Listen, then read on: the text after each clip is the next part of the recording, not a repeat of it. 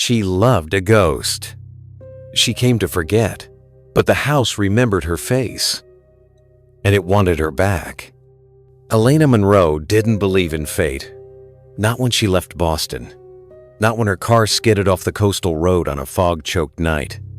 And definitely not when she woke up, bruised but alive, on an old brick path with no cell signal and a single handwritten letter in her jacket. "Come home, Elena. Crimson Crest is waiting." She didn't know the address, but the fog parted like a curtain, revealing it anyway, a towering estate draped in ivy, its windows flickering like candlelit eyes in the dusk. She should have walked away. Instead, drawn by something she couldn't name, something cold, like a lover's breath on her neck, she stepped into the shadows of Crimson Crest Hall. No footsteps, no voices. But upstairs, in a long hallway lined with fractured mirrors, she saw him. A man, still as death, skin like porcelain, eyes full of storms.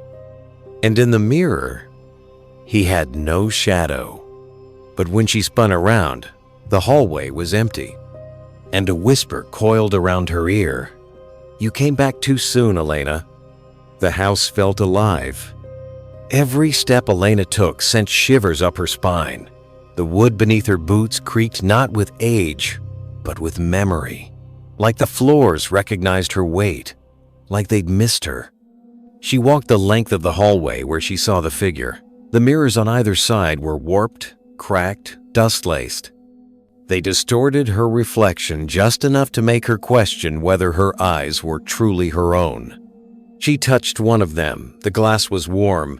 Elena jerked back, and the mirror fogged up like someone on the other side had just exhaled.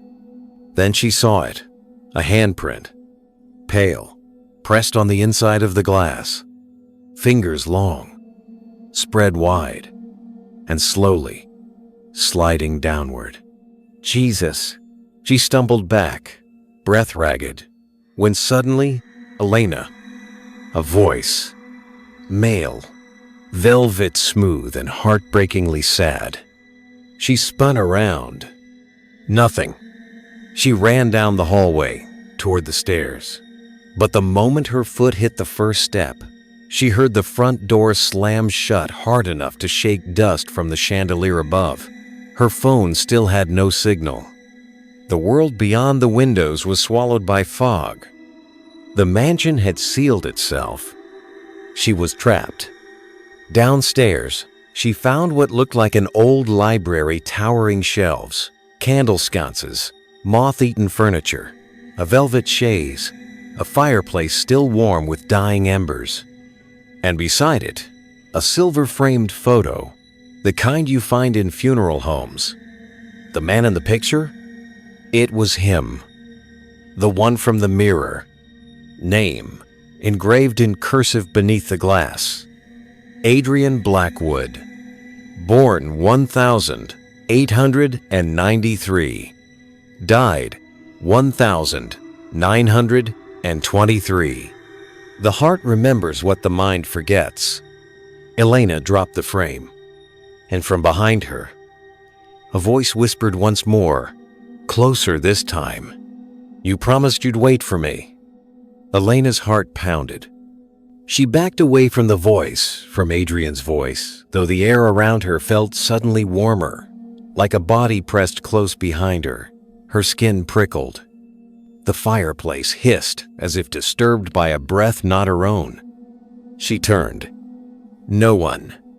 But on the wall, etched faintly above the hearth in old flaking paint, she read, "The veil thins where love lingers." She reached out to touch the words, and the moment her fingers met the wall, she felt a hand slide gently across her palm from the other side. Not imagined. Not her own. His. She gasped and pulled away.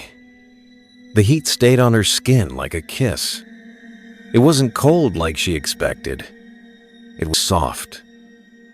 Intentional. Intimate. She staggered into the hall, her breath shallow, her hands trembling. That's when she saw the door at the end of the corridor, slightly ajar. Inside, candlelight flickered, casting shadows across velvet curtains and an antique four-poster bed. A bedroom. And not just any room, it untouched by time. The furniture gleamed. The sheets were turned down like someone was expecting her. A carved music box played softly on a side table. And, on the pillow, a letter, sealed in wax, with a crimson bee. My Elena, I never stopped dreaming of your return. Each night I watched you in mirrors. Across years you forgot. But I remembered. I never stopped waiting. Abby's. Her hands shook. None of this was possible. But the tears welling in her eyes weren't from fear alone. They were from recognition. Her body didn't understand, but her soul, some buried part of her, remembered this man. And when she turned to leave the room, the mirror on the far wall fogged over again, as if something were breathing against it.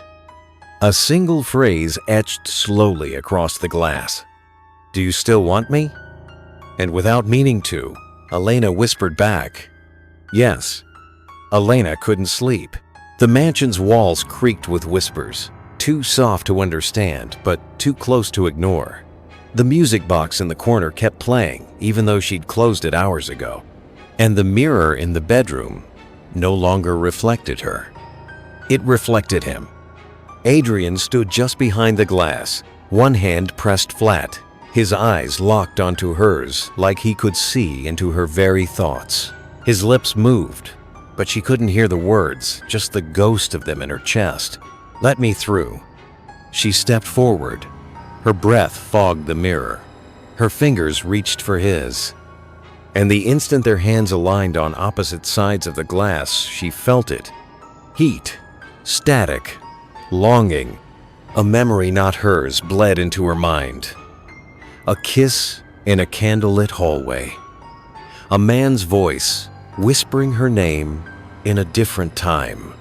Her name, not Elena. Evelyn, he'd whispered. Her body shivered. That name meant nothing and everything. Suddenly, the room went cold. The mirror darkened. The chandelier above her groaned, like a weight had settled on it. She turned and he was there. Not in the mirror, in the room.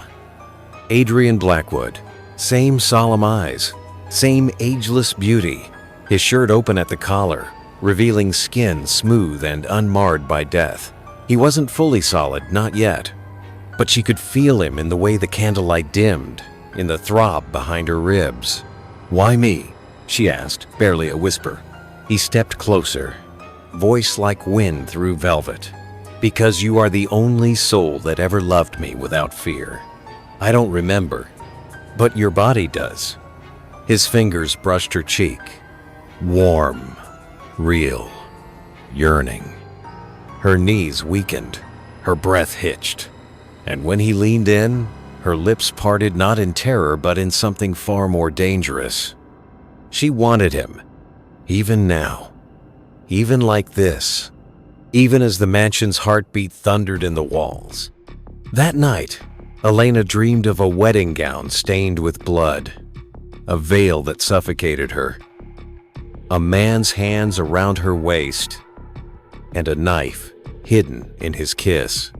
When she woke, she was in the bed, still alone. But the pillow beside her bore the shape of another head, and the mirror above the fireplace read, "One kiss will bind us. Forever." The next morning, Elena woke to music.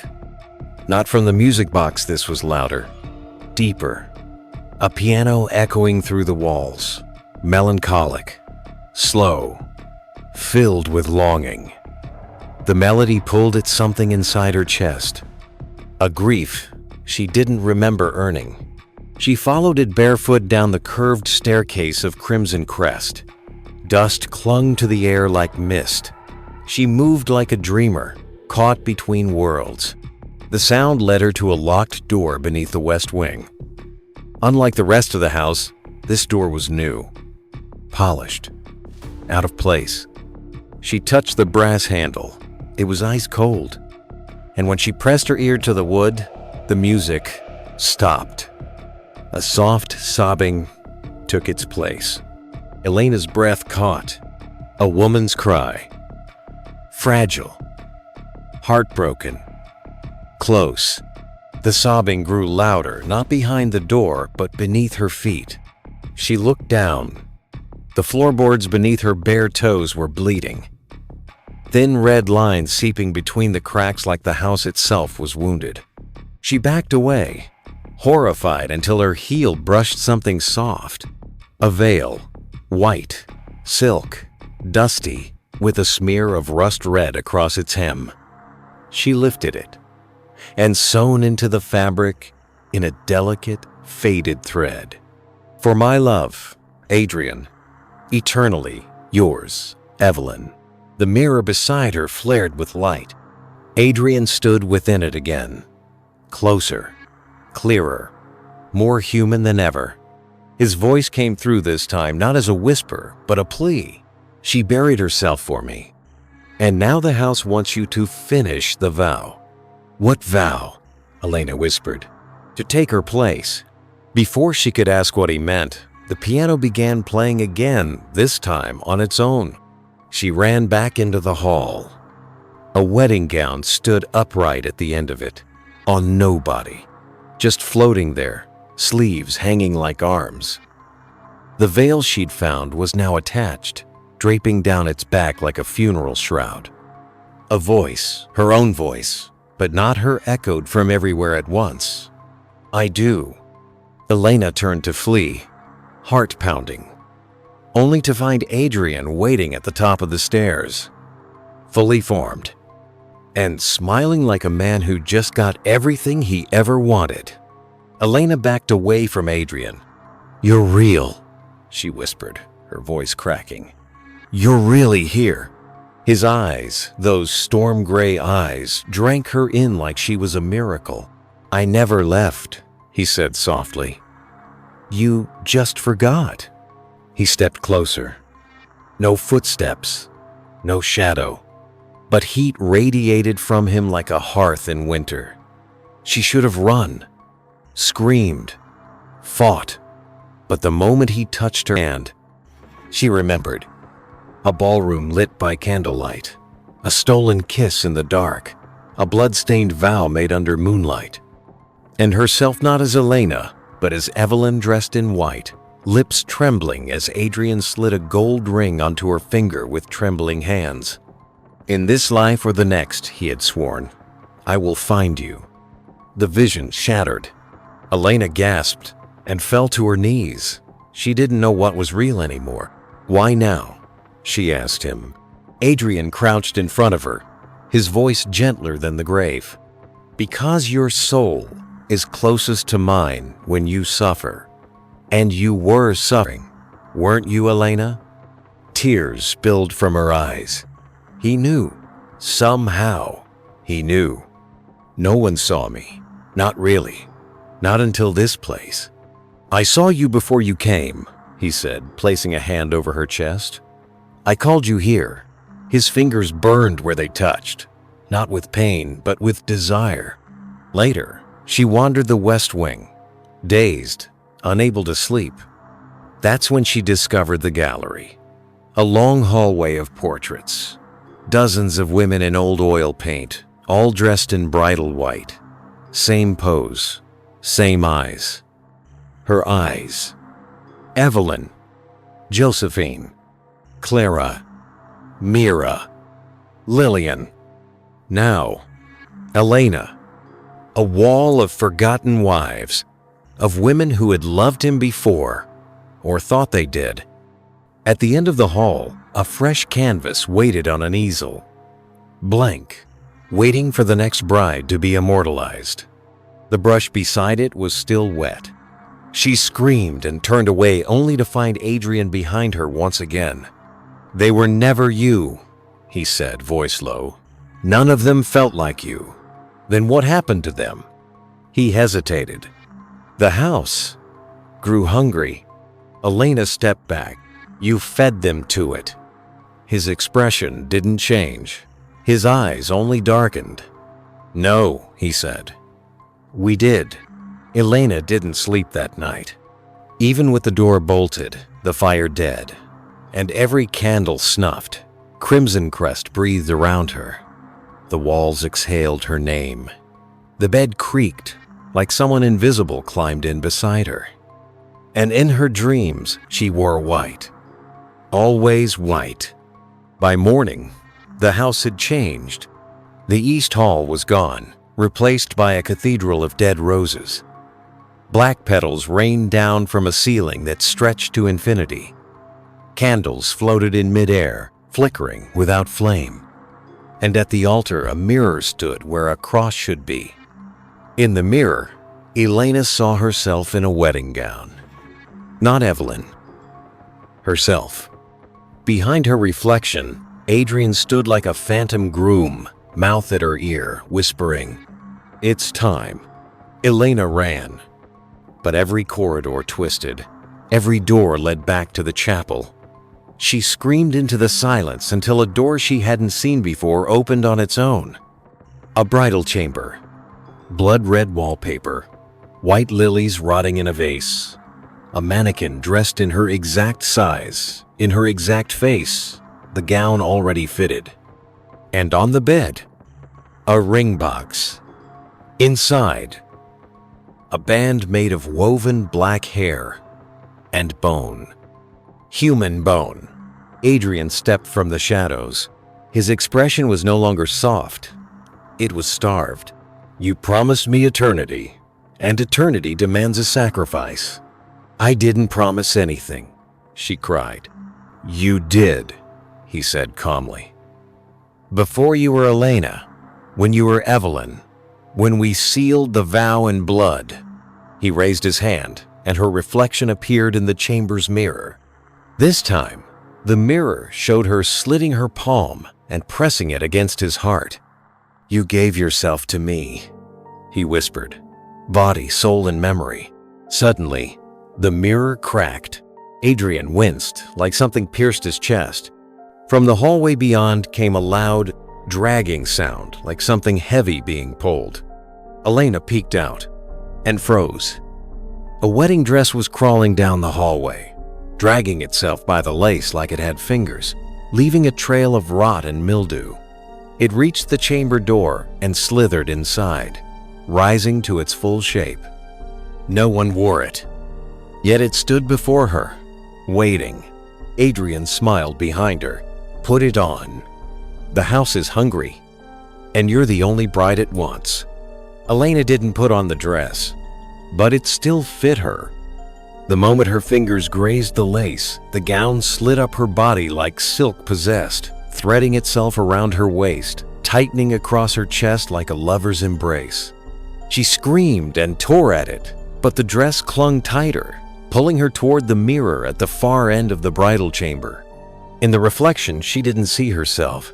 She saw Evelyn, lips painted, eyes wide with terror, a black veil covering her face, and behind her, all the other brides, pale and hollow-eyed, floating like ghosts in the glass. They chanted in unison, "It feeds on what we feel. The deeper the love, the sweeter the feast." Elena stumbled away, gasping. Adrian was nowhere. The room was empty. But the chandelier above began to drip. Not wax, not water. Blood. Thick, black-red, and warm. She backed into the wardrobe and yanked it open, and nearly vomited. Inside hung wedding dresses, all worn, stained, and still warm. One had teeth marks in the bodice. Another had a torn veil soaked in crimson. The air reeked of old perfume and rot. Carved into the wood above the dresses were 3 words: love, bind, bleed. She ran. The halls were longer now, stretched like veins. The ceiling pulsed overhead. Shadows moved like fingers on the walls, and the house whispered Adrian's name over and over, as if craving him too. She finally found the gallery again, but this time, the portraits were watching her. And where once there were bridal names, now there were epitaphs. Clara Wells, bound by passion, bled by truth. Mira Dawson, loved him to death. Literally. Evelyn Hart, fed him her heart, died hollow. And the newest canvas, still blank, bore a plaque already inscribed. Elena Reyes, the final bride, the purest feast. Behind her, a voice. Soft, familiar. They didn't love me the way you do. She turned and Adrian was there. But his eyes were darker now, not gray, black, endless. You said you'd love me until the end, he whispered. I didn't say that. Your soul did. He touched her cheek. His skin was cold now. Unnatural. The house only takes what we offer. And you've offered me everything. I didn't mean to, but you did, he said gently. And now it's hungry. For what we built. For what we feel. And as she looked into his eyes, she felt it too. That dark, ravenous love. It lived in her now. It pulsed in time with the house's heart. The ground trembled. A low, groaning growl echoed through the floorboards. The house was waking, and it wanted a wedding. The doors to the grand hall opened on their own. A crimson carpet stretched down the center like a severed artery. Candles hovered above, casting bleeding shadows on the stone walls. And at the altar stood Adrian, dressed in a black suit stitched with thread the color of dried roses. Waiting, smiling. You came, he whispered, voice warm as ever. You look perfect. Elena stepped forward, not of her own will, but as if the house pulled her like a magnet. The gown fit like skin now. She couldn't breathe without tasting iron. All around her, the brides watched from the walls. They didn't speak. They only stared, some weeping, others smiling, all of them wearing the same crown of thorns. A harp played itself in the corner, strings made from human hair. The veil lowered itself over her face. Adrian took her hand. We can make it stop, he said. The cycle, the hunger, all of it, if we complete the vow willingly. And if I don't? She asked, voice trembling. Then the house chooses for you. He lifted her hand and pressed a dagger into her palmet's hilt carved from bone, its blade etched with her name. You must bleed, he said softly. Just enough. Not to die, just to belong. And then what? Then we live forever, he whispered. Here, in love, no death, no loneliness, just us. Elena stared at the blade, and then she remembered. A heartbeat under her skin that wasn't hers. Memories not from this life, of laughing in the snow, of dancing by candlelight, of Adrian's arms around her as thunder shook the glass. She loved him, but the house twisted that love into something monstrous. This wasn't freedom, this was possession. She raised the dagger and turned it on him. I won't be your next bride. I won't feed your prison. Adrian's expression broke, cracking into something ancient and hollow.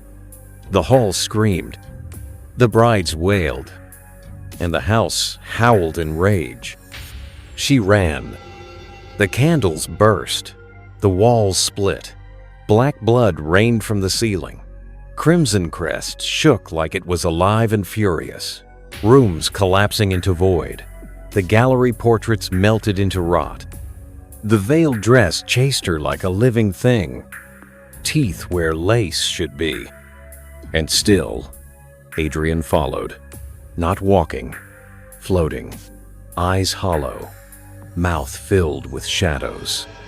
"You promised me forever," he howled, "and now I'll take it." Elena dove into the mirror, Gallery 1 mirror, still intact. The original one, the one that had shown her Adrian from the beginning. "If you can trap me here," she cried, "then I can trap you." She raised the dagger, drove it into her palm, and smeared her blood across the mirror. The glass exploded into light. Adrian screamed. The brides vanished, and Crimson Crest began to crumble. When Elena awoke, she was outside, in the garden. The house was gone. Just a crater remained. But the ring was still on her finger. And in her reflection, in a puddle at her feet, Adrian still smiled back. 1 week later, Elena stood in a hotel bathroom in Chicago. Different city, different name, same shadow. No matter how many times she looked in the mirror, Adrian's reflection still smiled beside hers. Not always. Not in daylight. But at 3 a.m., when the world was soft and silent, when grief leaked out of her like ink, he came. "You look tired, love," he whispered through the glass. She shattered the mirror with her fist. But the next night, he returned. She tried everything.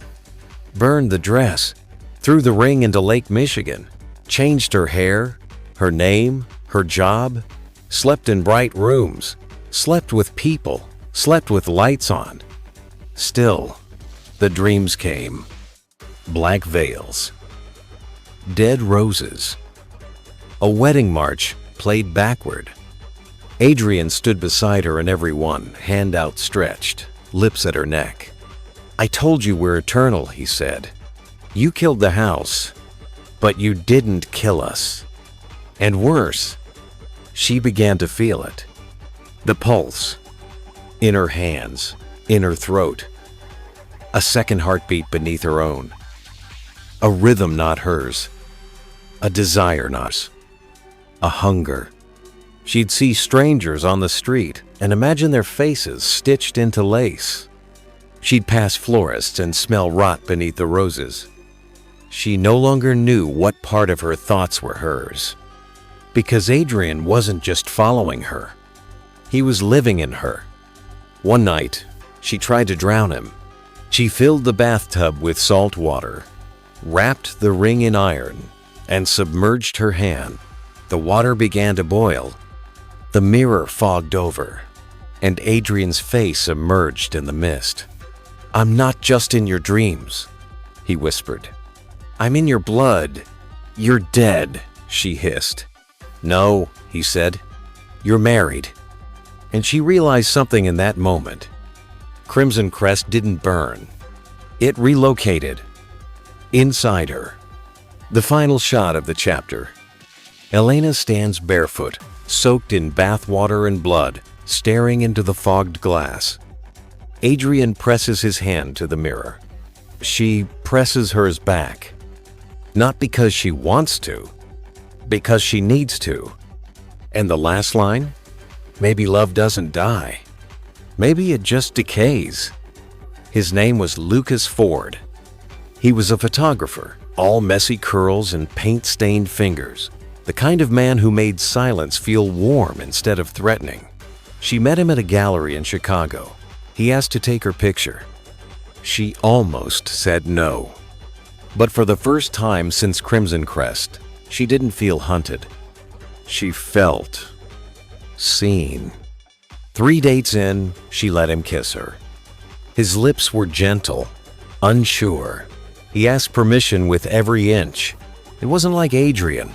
This wasn't dark or obsessive. It was real, human. She almost cried from the difference. "You're safe with me," Lucas whispered. And for a moment, she believed it. That night, she slept in his bed. But not alone. At 3:03 a.m., the mirror in Lucas's bedroom began to ripple like water. Adrian appeared in the reflection not as the man she loved, but as something wrong.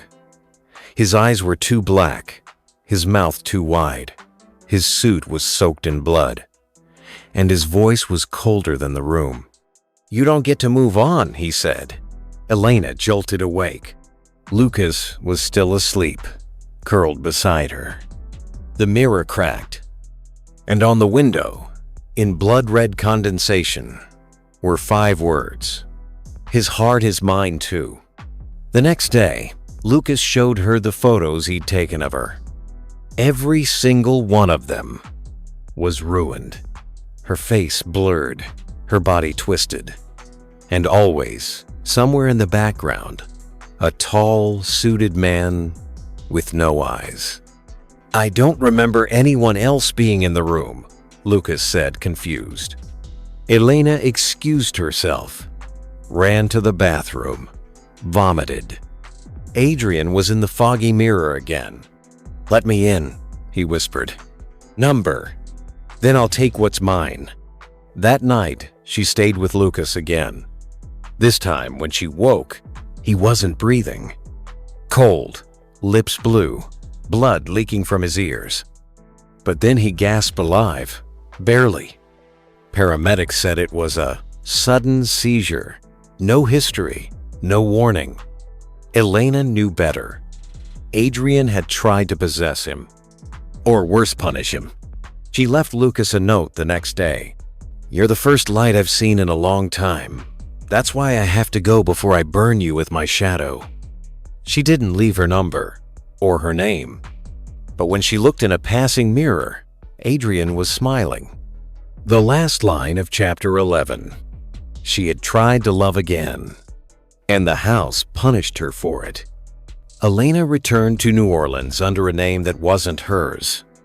She avoided the quarter, avoided mirrors, booked a room above a voodoo apothecary, and paid in cash. The city smelled like sweat, jasmine, and rot.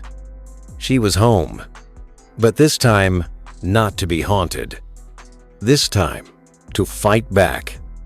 Madame Azaline waited for her in a room lit by black candles and bone ash. She'd been the first to warn Elena when she first arrived in the city about Crimson Crest, about Adrian, about the mirror. Now she just stared. "You're still wearing him," Azaline said. "That ring doesn't come off, does it?" Elena nodded. "He's not a man anymore. He's a house without walls. A hunger that wears your heartbeat." "Then tell me how to kill love," Elena whispered. "Love can't be killed," Azaline replied. "But it can be exercised." Azaline opened a book that looked like it bled when touched. "We'll do the rite of undoing," she said. "But you have to understand the cost." "What cost?" "Memories, time, desire. To burn the bond, you must give up everything you built with him, including the part of you that still wants him." The ritual would take 3 nights. The first, a mirror must be buried at midnight, facing west, with blood from the lover and the loved. The second, a fire lit with fabric from their last kiss. The third, a chant spoken in the exact place they first touched each other's skin. Elena stared into the mirror on the floor. Adrian already waited there, grinning. "You don't have to do this," he whispered. "We can start again. I can be what you need. I was what you needed. You were my coffin," she said. And she crushed the mirror with a rock, her blood spilling over its cracks. The fire came next. She burned the remnants of her gown. The scent was sickeningly sweet, like old perfume and wilted wedding roses. The flames hissed and whispered in Adrian's voice.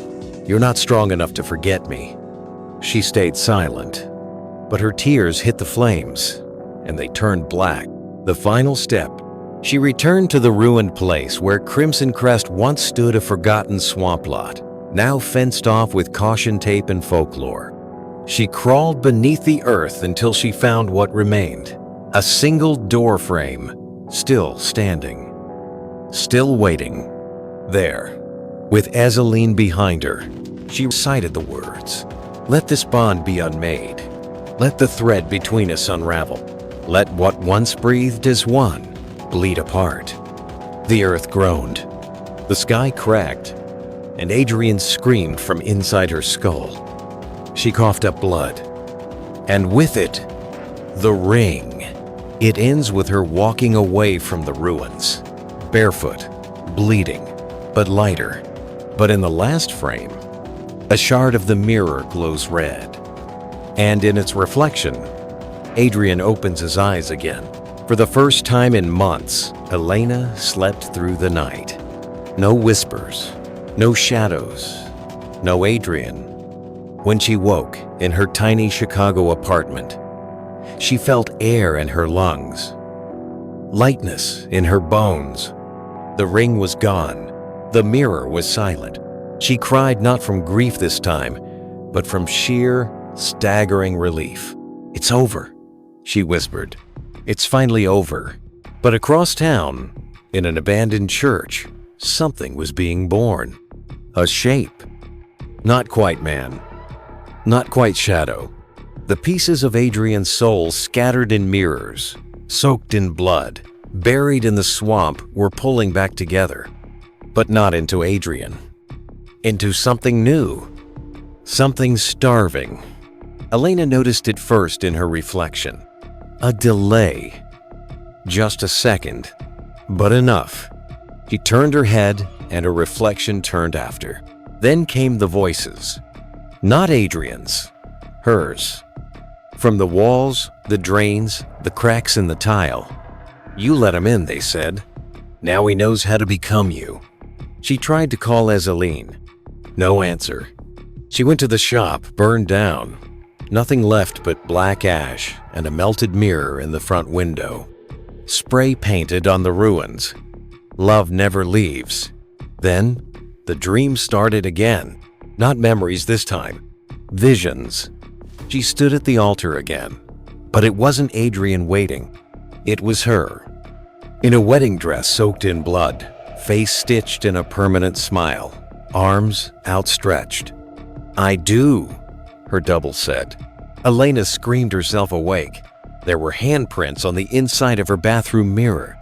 On the subway, people started staring at her, backing away. She caught her reflection in the window and nearly collapsed.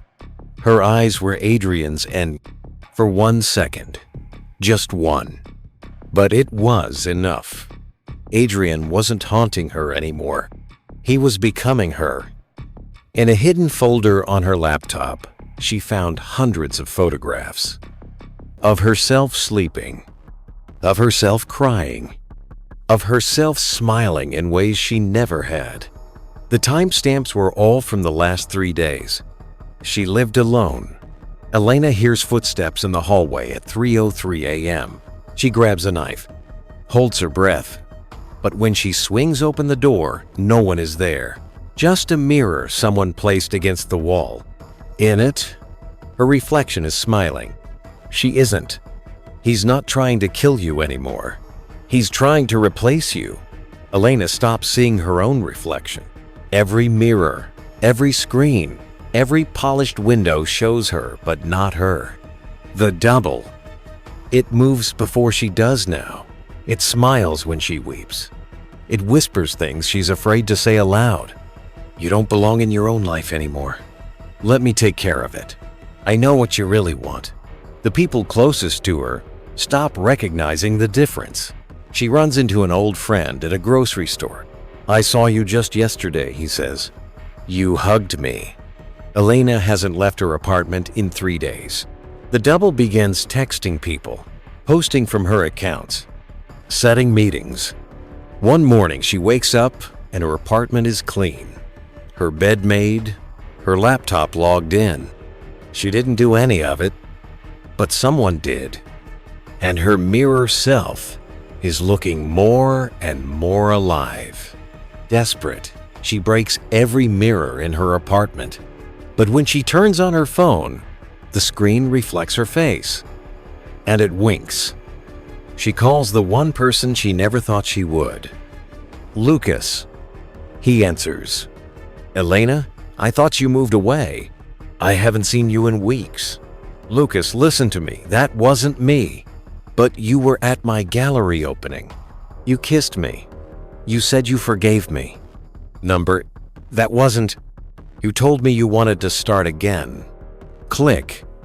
She goes to his apartment. But he's already with her. Her double. Same voice. Same face. Holding Lucas's hand. And Lucas smiles at her. At the imposter. Not the real Elena. What's going on? She asks, breath shaking. Who are you? The reflection smiles. You left a hole, Elena. I just filled it. Isn't that what love is? Elena runs, back to the place she once buried the first mirror.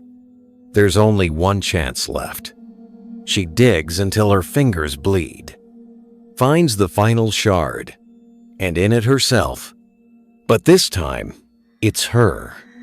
Scared, real, raw, trapped. You're in here, Elena whispers. You've been in here all along. She realizes she was the one that was replaced. That thing out there, living her life, isn't the ghost. She is.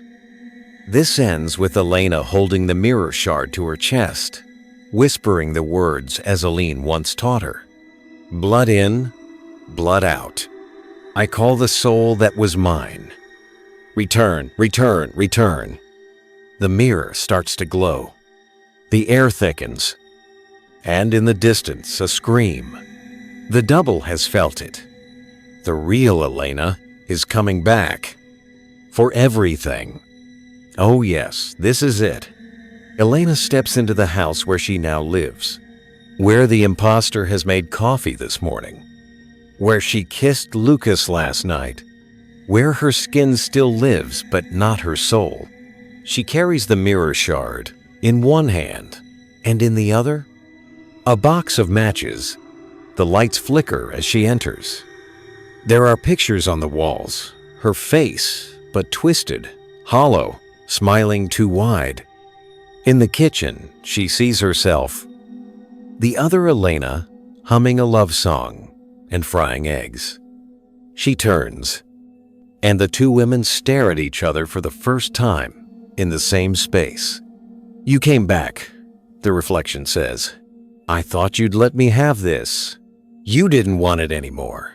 Elena steps closer, voice like steel. I want it now.